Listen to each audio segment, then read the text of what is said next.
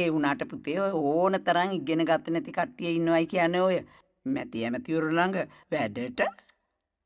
අනේ පුතේ බැරිද පුතේ මේක ඔය පුද්ගලික ලේකම් වගේ මොකක් හරි පොඩි රසාවකට දාලා දෙන්න. ඇහුන්නේ මං කිව්වේ පුද්ගලික ලේකම් වගේ පොඩි රසාවකට දාලා දෙන්න. ෂෝක් එකකට තියෙයි. අන්න පුංචි අම්මත් අදන්නේ ඉතින් මට කියලා අර මැරිච්ච ආච්චිව මතක් කරගන්න. සුමුදුවට පුළුවන් ද ඒ වගේ වගකීමක් දරන්න? පුද්ගලික ලේකම්කම කියන්නේ සුළුපටු තනතුරක්ද? අපෝ අවුලක් නෑ. ඒක මං කරලා දෙන්න.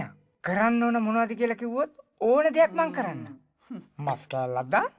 සුමුදු මගේ අකවුස්සන තුල හිටහන්. එහෙම නෙමෙයි පුංචි අම්මේ. මෙහෙම කරමු. සුමුදුව මෙහෙ නවත්තලා යන්න. ගෙදර ආරක්ෂාවටයි මාළිනියගේ තනියටත් එක හොඳයිනේ. මම පස්සේ මේට සුමුදුවව හොඳ රස්සාවකට දාලා දෙන්නම්කෝ.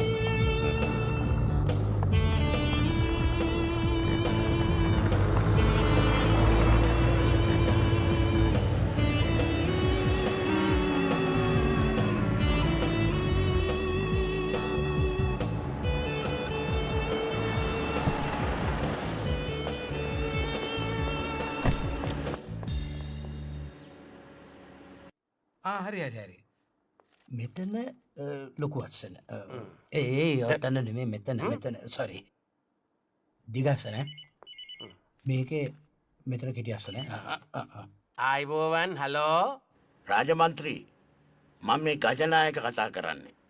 අම්මේ මම මේ දැන් ඔබතුමාව මතක් කර හිටියේ. ඇයි තමුසට වෙන වැඩක් නැද්ද මාව මතක් කර ඉන්නේ? නෑස මං අද උදේ වාහනේ එනකොට මං දැක්ක කුණු ගොඩක් ළඟ ඌරෙක් ජරාව කකා ඉන්නවා. මට ඌව දැක්කම ඔබතුමාව මතක් වුණා. තමුසට මොකද ඕයි ඌරෙක් දැක්කම මාව මතක් වෙන්නේ? තමුස කියන්නේ මං ඌරෙක් වගේ ජරාව කනවා කියලාද? පිස්සුද සර්ට එහෙම කියනවද? එහෙම එකට නෙමෙයි සර් ඌරු මස් වලට ආසයිනේ. පෝක් මට මතකයි සර් දවසක් පෝක් හරි ෂෝකිය කියා අලි ඌරු මස් පිංගානක් කෑවා. ඔය දැන් වැඩ කරන්න නැති කතා නවත්ත ගන්නවා. තමුස දන්නවද දැන් මං කොහෙද ඉන්නේ කියලා? මන් දන්නේ නැහැ සර්. ඇත්තටම කොහෙද ඉන්නේ? සර් පිටරටද? පිටරට නෙවෙයි ඕයි. මම ඉන්නේ තමුසගේ ආසනේ. ආසනේ? වෙන්න බෑ.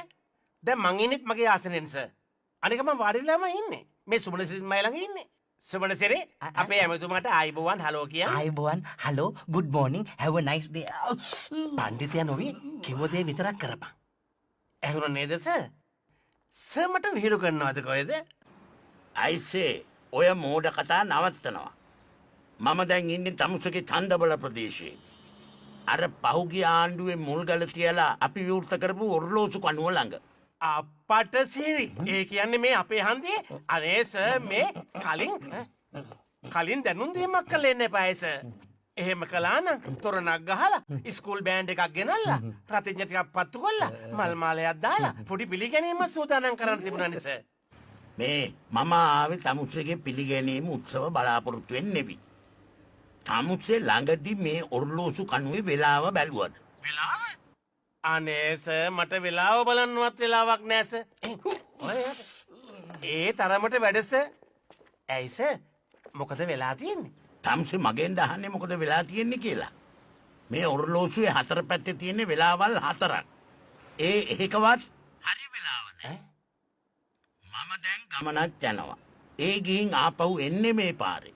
එනකොට මේ ඔර්ලෝසුවේ වෙලාව නිවැරදිව තියෙන්න ඕනේ. කටු හරියට කරකවෙන්න ඕන. මේ ඔර්ලෝසුවේ වෙලාව හරියට හදාගන්න බැරි වුණොත් මම තමුසේ ගැන ලොක්කට රිපෝට් කරනවා. ඔන්න මන් නොකිව්වයි කියන්න එපා.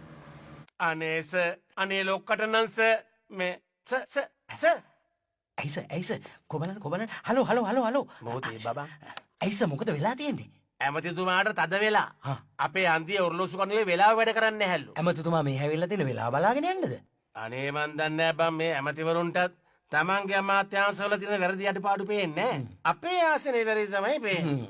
ලියන්නට කියනවා මොකෙක් හරි හොයලා ඔය ඔරලෝසු කනුවේ වෙලාව හදන්නයි කියලා. ඇමතිතුමා එන කලින් කටු කරගෙන ඕනේ. ඉක්මන් කරලා යනවා. අද මොන වැඩ තිබුණත් මේ වැඩේට ප්‍රමුඛ ස්ථානය දෙන්නයි කියනවා. ලියන්න එක තමුසෙත් යනවා. අනේ මන් දන්නේ ගජනායකයා ලොක්කට මං ගැන මොනවා කියයිද කියලා. ඔර්ලෝසුවේ වෙලාව බලන්න කලින් මගේ වෙලාව බලාගත්තා නම් හොඳයි වගේ. ෂේ අප්පුහාමි මල්ලි. මල්ලි නෙමේ අපෝමි අයියා පේන්නේ දුවට වඩා වැඩි මල් කියලා කමක් නෑ බං. අප්පුහාමි මල්ලි අපි මන්ත්‍රීතුමාට කතර ගැහුවා කියලා අපිට හතර මහා නිදානේවත් හිතූ පැතූ සම්පත්වත් පහළ වෙන්නේ නෑ. ඒවා පහළ වෙන්නේ එතුමල්ලට. අන්නේ ටික තේරුම් අරගෙන හැමදාම උදේට උදේට මේදුවන් වෙන්නේ නැතුව සොයන් දකියාවක්වත් සොයන් කරන්න බලනවාකෝ. හොඳයි එහෙනම් ලීන මහත්තයා මං ගිහිල්ලා එන්න. එන්න එපා. ගිහිල්ලා එහාට වෙලා ඉන්න. හොඳයි. අයිමියන්කෝ ලීන මහත්තයා අලි කෙලියයි ඔයි ඔය කෙලප දෙම් බං අපට මොකෝ අපේ අලිය වීලු නෙමෙයි ලීන මහත්තයා මන්ත්‍රීතුමා ඔන්න ඔහෙට වැදගත් රාජකාරියක් පැවරුවා මට පැවරුවා නම් ඒක වැදගත් රාජකාරියක් වෙන්න බෑ මල්ලි. මේ ලියන මහත්තයා නිකම් පණ්ඩිතයා වෙන්නේ නැතුව කියන දේ අහනවද? මොකද සුමනේ රාජකාරිය? හන්දිය ඔර්ලෝසු කණුවේ වෙලාව වැරදිලු බං. ඉතින් ඕක අලුත් ආරංචියක්ද බං? ඕක විවෘත කළා මාසයක් යන කලින් ඕකේ වෙලාව වැරදියට දුවන්නේ. අනික මල්ලි ඕක මේ හන්දිය ලස්සන කරන්න හදපු එක මිසක් වෙලාව බලන්න හදපු මගුලක් නෙමෙයිනේ. එහෙම කියලා හරියන්නේ නෑ ඔයි. ඇමතිතුමා නියෝගයක් කරලා තියෙනවා එතුමා ආපහු එන්න කලින් ඔර්ලෝසුවේ කටු හරියට කැරකෙන්න ඕනේ කියලා. ඉතින් මන්ත්‍රීතුමා කිව්වා ලියන මහත්තයා ප්‍රමුඛ අපි සියලු දෙනාට ගිහිල්ලා ඒක හරි ගස්සන්න කියලා. සිරියමේ සාරා මල්ලි මේක අපිට කීයක් හරි අනුමත වෙන වැඩක්ද? ඔව්. වැඩේ හරි ගියොත් මොනවා හරි අනුමත වෙයි. එහෙනම් ඉතින් මොකද? යමල බලන්න.